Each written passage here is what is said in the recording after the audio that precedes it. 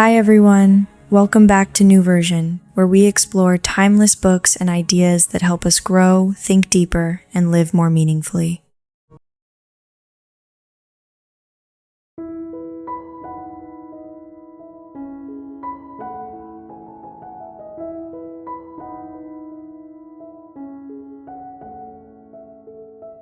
If you had to choose between a safe, predictable life and the quiet voice of your heart, which would you choose?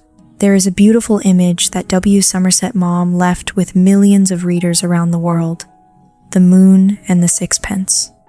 The moon represents our highest ideals, the dreams that inspire us to look up at the sky and reach beyond ourselves.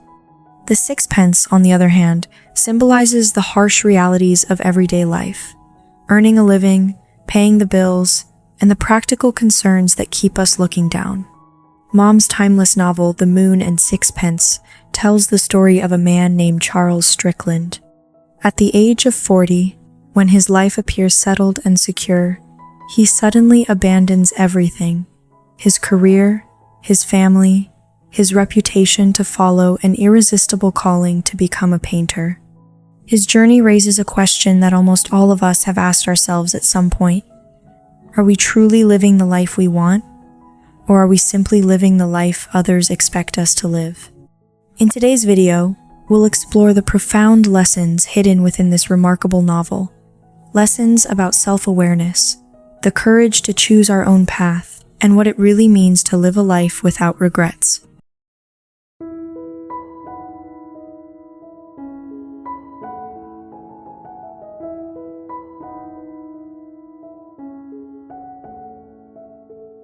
Awareness determines the life you choose to pursue. Imagine having a stable career, a loving family, and a life that many people would envy. Then one day, you walk away from it all without explanation, leaving behind nothing but a short note. That is exactly what Strickland did. At the age of 40, he abandoned his wife and children, gave up his successful career as a stockbroker, and traveled alone to Paris to learn painting. He walked away from a respected profession, financial security, social status, and the approval of everyone around him.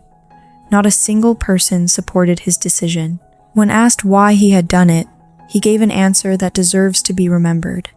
"I have to paint. I can do nothing else." It was as though he had to struggle to escape, or else he would drown.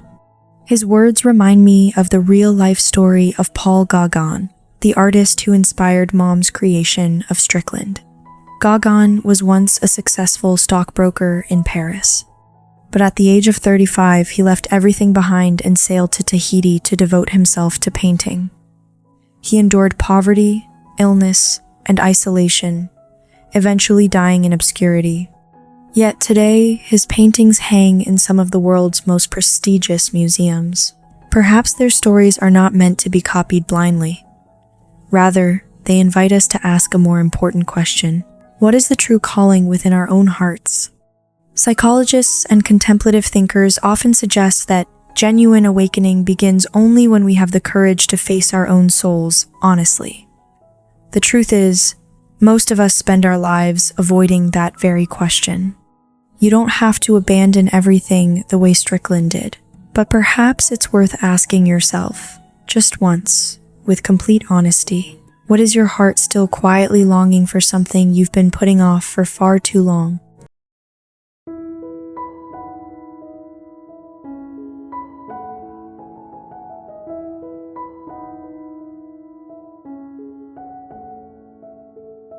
The price of passion. Every choice we make in life comes with a price. And the next lesson from this novel lies in the striking contrast between Strickland and the wife he left behind. For Strickland, nothing mattered more than art. He was willing to endure poverty, illness, and even the loss of his closest relationships if it meant he could continue painting. His wife, however, valued something entirely different. Her greatest priorities were respectability, stability, and maintaining the image of a perfect family within London's upper-class society. She hosted elegant tea parties and proudly introduced her husband as a successful and trustworthy stockbroker. To her, Strickland's departure wasn't simply the loss of a husband, it was the collapse of the carefully crafted life and identity she had spent years building. Two people, two completely different value systems. And neither of them was necessarily wrong. Maugham wrote a line that made me stop and reflect for a long time. As long as you find genuine joy in what you choose to do, the choice itself needs no justification. It reminds me of Steve Jobs, who was famously fired from the very company he had founded at the age of 30. Rather than seeing it as a tragedy, he embraced it as an opportunity to begin again and pursue the ideas he truly believed in. Years later, he said that being fired from Apple was one of the best things that had ever happened to him. But another story also comes to mind, one that is far more ordinary. A friend of mine always dreamed of opening a small flower shop. Yet, she chose to remain in a stable office job instead. It wasn't because she lacked courage or ambition. She made that choice because providing security for her family mattered more to her than pursuing a personal dream. And in her own way, she found genuine happiness in that decision. Perhaps that's the point. There is no universal standard for deciding which priorities are right or wrong. Each of us arranges our lives according to a different set of values, shaped by what we truly believe, the circumstances we live in, and the experiences that have made us who we are. The real question isn't whether you're more like Strickland or more like his wife. The real question is whether you're being honest with yourself when you make those choices. Many of us choose safety not because it's what we truly want, but because we're afraid. Afraid of failure, afraid of being judged, afraid of disappointing the people around us. And perhaps that is what deserves our deepest reflection. True happiness doesn't come from making the same choices as someone else. It comes from living a life where your daily actions are in harmony with what your heart genuinely longs for. So before you judge someone else's choices, pause and ask yourself, do the priorities that shape your life truly reflect the person you want to become? Or are they simply a reflection of fears you've never had the courage to name? Awareness shapes the way we treat others.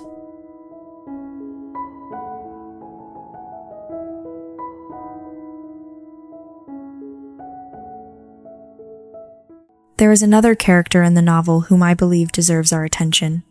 Dirk Stroeve, the only person who remained loyal to Strickland despite being treated with remarkable cruelty. Stroeve was not a great painter. In fact, he possessed only modest artistic talent. But what he lacked in genius, he more than made up for, with an extraordinary kindness of heart. When Strickland fell gravely ill, abandoned, and with nowhere else to turn, it was Stroeve who welcomed him into his home and cared for him without hesitation. Yet in the end, it was Stroeve's own wife who left him for Strickland. Even after such a painful betrayal, Stroeve refused to let bitterness consume him. He chose compassion over resentment. He continued to love, to forgive, and to remain true to his generous nature even toward the man who had caused him the deepest pain. Maugham leaves us with a thought that lingers long after the final page. Whatever happens, do what your conscience tells you is right. Live wholeheartedly, and never stop giving love. His words remind me of Nelson Mandela, who spent 27 years in prison, yet when he finally walked free, he chose forgiveness over revenge. He once said that holding on to resentment is like drinking poison and expecting the other person to die. The first person it destroys is always ourselves. The way we treat the people around us often reveals far more about our inner world than it does about theirs. Those who carry unresolved pain are more likely to respond with anger, but those who have truly found healing often respond with compassion instead. You don't have to be a saint to choose kindness, but the next time someone hurts you, pause for a moment and ask yourself, which response will truly bring peace to your own heart?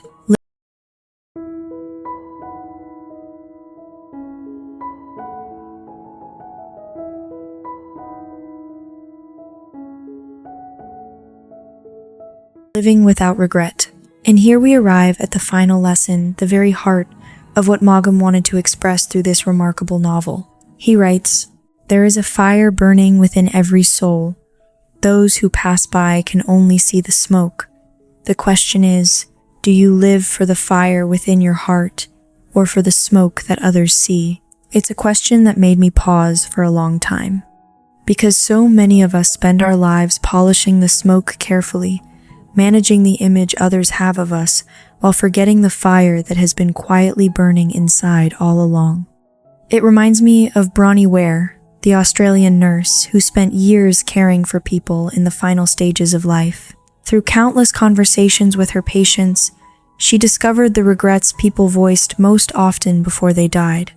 The one she heard more than any other was this: "I wish I'd had the courage to live a life true to myself, not the life others expected of me." Strickland may not be a perfect role model. In many ways, his choices were painful, even destructive. But he leaves us with one unforgettable truth: there is no universal definition of a successful life. Whether you choose to reach for the moon or bend down to pick up the sixpence, your choice deserves respect, provided it is truly your own, and it allows you to live with peace rather than self-deception. So don't let other people's expectations become the prison that confines your life. Instead, choose to live for the fire that burns within you, no matter how quiet, how fragile, or how small that flame may seem.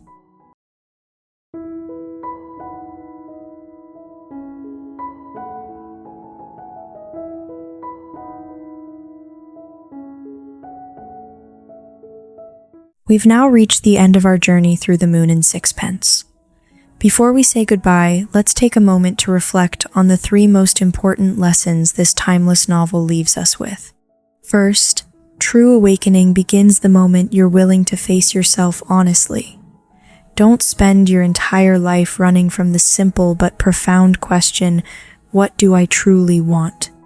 Second, there is no universal standard for deciding which priorities are right or wrong. Real happiness comes when the life you live each day is in harmony with what your heart genuinely believes. And finally, live for the fire within, not for the smoke that others happen to see, because in the end, no one else can live your life for you. Strickland chose the moon. Perhaps you'll choose the sixpence. Neither choice is inherently right or wrong, as long as it comes from your own heart rather than from fear or the pressure to meet someone else's expectations. If this video resonated with you, even in the smallest way, I'd truly appreciate it if you could leave a like and subscribe to the channel. Together, we'll continue exploring more timeless books that inspire, heal, and help us better understand ourselves. Thank you so much for spending this time with me. And remember, whether you choose the moon or the sixpence, make sure your choice is guided by honesty, courage, and your own authentic heart. I'll see you in the next video.